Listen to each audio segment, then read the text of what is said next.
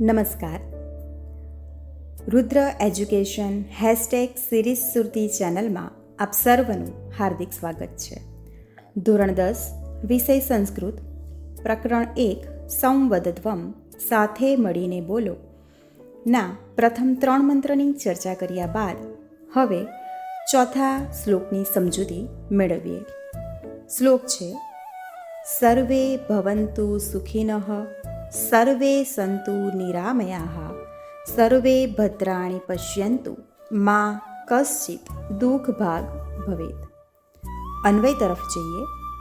સર્વે સુખિનઃ ભવન્તુ, સર્વે નિરામયાઃ સંતુ, સર્વે ભદ્રાણિ પશ્યન્તુ કશ્ચિત દુઃખ ભાગ મા ભવેત.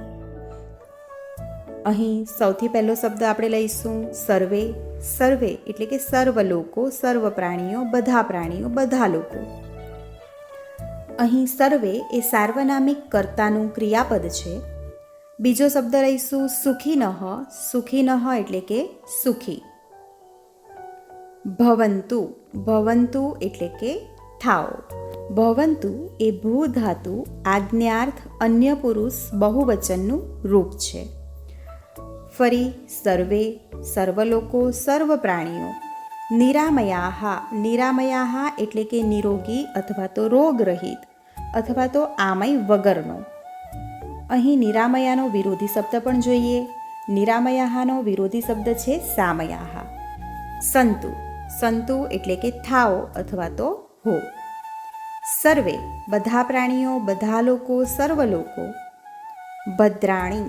ભદ્રાણી એટલે કે કલ્યાણ. ભદ્ર એટલે કે કલ્યાણ. ભદ્રાણી એટલે કે કલ્યાણ, મંગળ ભાવનાઓ. અહીં ભદ્રાણી એ અકારાંત નપુંસકલિંગ ભદ્ર દ્વિતીયા બહુવચનનું રૂપ છે.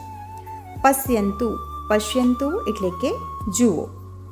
પશ્યન્તુ એ પશ્ય ધાતુ આજ્ઞાર્થ અન્ય પુરુષ બહુવચનનું રૂપ છે. કશ્ચિત. કશ્ચિત એટલે કે કોઈ. અહીં આપણે લઈશું કોઈ પણ માનવ, કોઈ પણ વ્યક્તિ.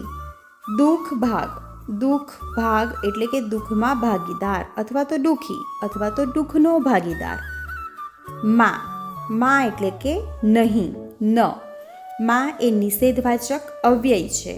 છેલ્લો શબ્દ જોઈએ ભવેત. ભવેત એટલે કે થાઓ. અહીં આપણે આખો શબ્દ છે મા ભવેત એટલે કે ન થાઓ. આ શ્લોકમાં સૌનું મંગળ ઈચ્છવામાં આવ્યું છે. ઋષિ અહીં સર્વના મંગળની ઈચ્છા વ્યક્ત કરે છે. સર્વ લોકો સુખી થાઓ, સૌ નિરોગી થાઓ, સૌ કલ્યાણ નિહાળો, કોઈ પણ માનવ દુઃખી ન થાય. જોઈએ સર્વે સુખિનઃ સંતુ, સર્વ લોકો સુખી થાઓ, સર્વે નિરામયાઃ સંતુ, સૌ નિરોગી થાઓ, સર્વે ભદ્રાણી પશ્યન્તુ, સૌ ભદ્ર એટલે કે કલ્યાણ અને પશ્યન્તુ એટલે કે નિહાળો અથવા તો જુઓ. કશ્ચિત એટલે કે કોઈ પણ માનવ. દુઃખ ભાગ દુઃખનો ભાગીદાર. મા એટલે કે નહીં અને ભવેત એટલે કે થાય. કોઈ પણ માનવ દુઃખનો ભાગીદાર ન થાય. સર્વ લોકો સુખી થાઓ, સૌ નિરોગી થાઓ, સૌ કલ્યાણને જ જુઓ અથવા તો સૌ કલ્યાણને નિહાળો.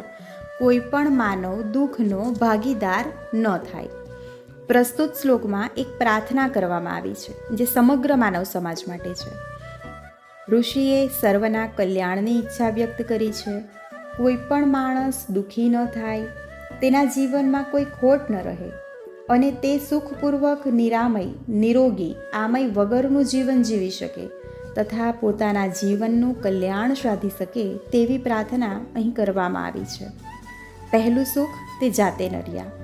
શરીરમ આદ્યમ ખલુ ધર્મ સાધનમ. શરીર એ ધર્મ કાર્ય માટેનું પહેલું સાધન છે. સર્વ માનવી ફક્ત કલ્યાણને જ જુએ તેવી ઋષિના અંતરની ઈચ્છા છે. કોઈ પણ માણસ દુઃખનો ભાગીદાર ન બને તેવી ઈચ્છા ઋષિ વ્યક્ત કરે છે. સર્વ મનુષ્ય પરસ્પર સ્નેહભાવથી જીવન વિતાવે અને સૌના સુખની કામના કરે એવી અભ્યર્થના અહીં ઋષિ દ્વારા વ્યક્ત કરવામાં આવી છે.